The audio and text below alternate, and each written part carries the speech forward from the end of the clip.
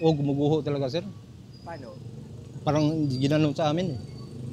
Tapos yung kabilang side ng building namin bumagsak talaga. Mabuti yung mga tao nandito sa harapan lahat. Kinakabahan po kami ngayon kasi palagi po may aftershock. Hanggang ngayon, hindi po namin mabibilang yung aftershock kung ilan ng aftershock ngayon.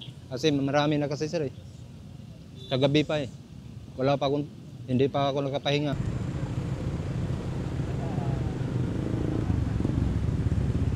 Yung nalala ko, yung anak ko, naiwan sa balay. Tapos may kapitbahay kami nga malaki.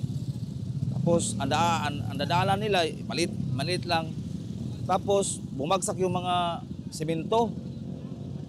Salamat ako sa Ginoo kasi walang nangyari sa kanila. Pagdating ko namin doon, marami ng tao sa kalsada.